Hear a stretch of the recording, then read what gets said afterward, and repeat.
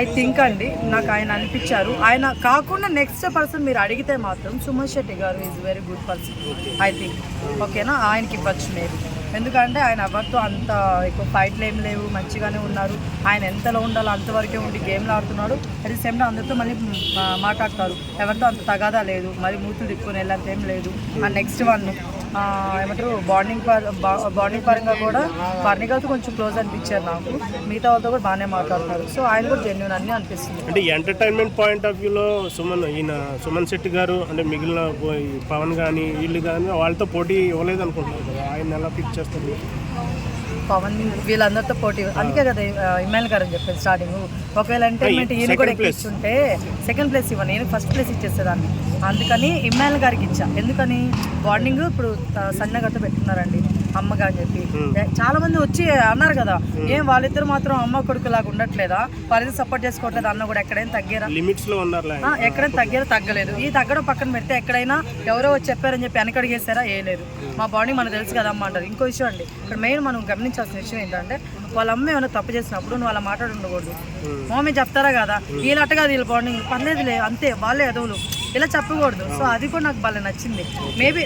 Maybe నేను ఆ పర్సన్కి ఎందుకు ఇమ్మాయిల్ గారు అని చెప్తున్నా అంటే, ఇవన్నీ చూసినప్పుడు నాకు తప్పు చేస్తే చెప్తున్నాడు. అది మన అయినా తనైనా ఎవరైనా ఓకేనా, అర్థం కాదు. అమరేంద్ర బాహుబలి కనిపించేటప్పుడు అట్లా ఏం లేదండి. మరి బాహుబలి గారిని తీసుకురాదండి, ప్రభాస్ గారు వేరు, ఇది వేరు, ఆ క్యారెక్టర్ వేరు. But final big boss house లో ఆయన బెస్ట్ అన్న నా ఫీలింగ్. అంతే, అంత మించి అతిగా కూడా పొగడినాయి. గుడ్ అండి. మా ఆమెకి బర్నీ గారికే కదా ఇంక రాందే, బర్నీ గారు కూడా అలా కదా. నెక్స్ట్ ఆయన కూడా వచ్చేస్తుంది. రాకుండా ఈ వీక్ పంపించేస్తారండి బర్నీ గారు బయటికి? లేదండి, ఈ వీక్ దివే వెళ్ళిపోతుంది.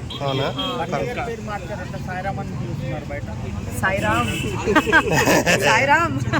సో నిజంగా సాయిరామ్ అందరూ బాగుండాలని కోరుకోవడం తప్పు కాదు. అందులో ఆయన ఉన్నట్లయితే కూడా అది బాధేస్తుంది నాకు. ఫస్ట్ ఈయన కూడా బాగుండాలి, అప్పుడు అందరూ బాగుండాలి, అది నిజము, అది కరెక్ట్ అనమాట. ఓకేనా, అట్లా కోరుకోవాలి మనం ఎప్పుడైనా సరే. ఓకేనా, ఇప్పుడు నేను బాగా లేకుండా మీరు అందరూ బాగుంటే ఏమవుతుంది? నిజమే కదా. ఇప్పుడు నేను బాగున్నప్పుడే కదా మీకు రివ్యూలు వస్తాయి. అలానే ఆయన కూడా గేమ్ ఆడితేనే కదా. ఆల్రెడీ ఇప్పుడే 20 టీ తాగేసి వచ్చానండి, గొంతు పోయింది. ఎందుకంటే మాకు ఎత్తుకొని వెళ్ళిపోయాడు మా నాన్న, తాగేసి. నువ్వు కలిపేసుకో బాబాయ్, లోపల బాటిల్ ఉంటో కలిపేసుకో. రీతు చౌదరి మీద 2 వాక్యాలు ఏమన్నా? ఒక విషయం చెప్తాను, అమ్మాయి పర్సనల్ లైఫ్ ఒకటి ఉందండి, దాన్ని మరీ గెలికేస్తున్నారండి. అది కొన్ని 2 ఛానల్స్ ఉన్నాయి, చెప్పాలనుకోవట్లేదు. అలా ఓకేనా, చెప్పాలనుకోవట్లేదు. ప్లీజ్ అండి, మీరేదో తినడానికి అని చెప్పి చేయొద్దు. అర్థమవుతున్నా? ఇది నిజం చెప్తున్నా. అవతల ఇది చేయకండి, మీ టీఆర్పీల కోసం అవతల ఇది చేయొద్దు. అంటే పోనీ ఇంకో విషయం, ఇప్పుడు అమ్మాయి గురించి మీరు తీసుకురావండి, ఎప్పుడో తీసుకురావచ్చు కదా. ఏం బిగ్ బాస్ లోకి వెళ్ళినాకే రీతు గుర్తొచ్చిందా? రీతు పర్సనల్ విషయాలు గుర్తొచ్చాయా? అది వరస్ట్ థింగ్ అండి. ఒక అమ్మాయిని మరీ ఇంత వరస్ట్ గా పోర్ట్రేట్ చేయొద్దు. మీకేమో బాగుందేమో, మీరు తినే తిండి మీకు బాగానే ఎక్కుతుందేమో నాకు తెలియదు, కానీ వాళ్ళ అమ్మకి ఎంత బాధ వేస్తుంది.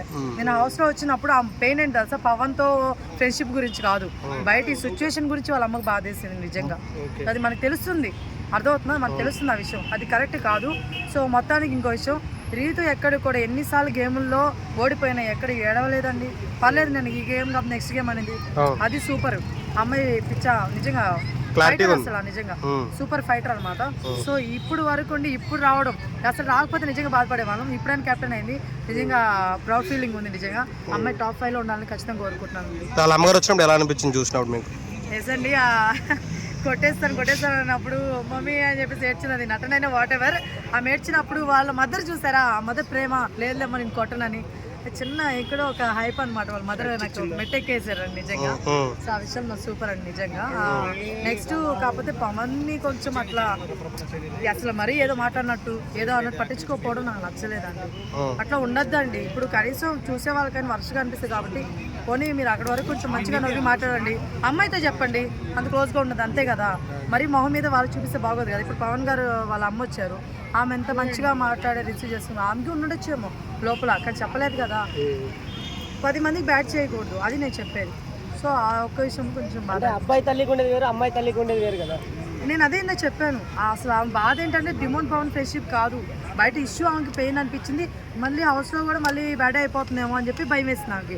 కానీ ఒక మాట చెప్పండి, నిజంగా అమ్మాయి అట్లా బ్యాడ్ ఇలా ఇంకోటి అయితే ఒక పవన్తోనే ఉండేది కాదు. కళ్యాణ్తో పులిహార కలుపుండేదా? అయితే సాయి శ్రీనివాస్.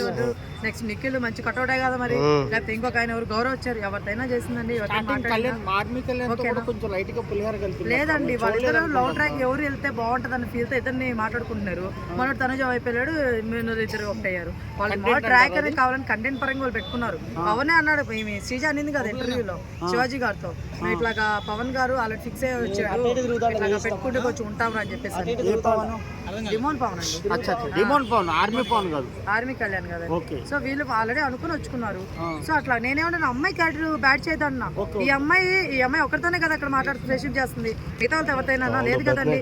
అమ్మాయి ఎంత ఏడ్చినా ఏం చేసినా వాడు ఎంత ఏదో ఒకటి అవని అబ్బాయితోనే ఉంటుంది, అబ్బాయితో సపోర్ట్ చేస్తుంది. అమ్మాయి క్యారెక్టర్ బ్యాడ్ అవ్వదు కదండి. అప్పుడు పర్సనల్ లైఫ్ని ప్రొఫెషనల్ లైఫ్ని ఒకటి చేయొద్దని చెప్తున్నాను. Professional life is professional life, personal life అంటే పర్సనల్ లైఫ్. ఫైనల్ గా పాపం కెప్టెన్ అయింది ఇన్ని రోజుల తర్వాత, ఆమె మీద మీరు పాజిటివ్ మాట్లాడుతున్నారు, కొంచెం ఆమె గురించి పాజిటివ్ గా మాట్లాడండి. ఆల్రెడీ ఇప్పుడు చెప్పింది అదన్న, మధ్యలో వచ్చి మళ్ళీ రీతి గురించి విమాన్ గెలుస్తాడా, విమాన్ గెలుస్తాడు అంటే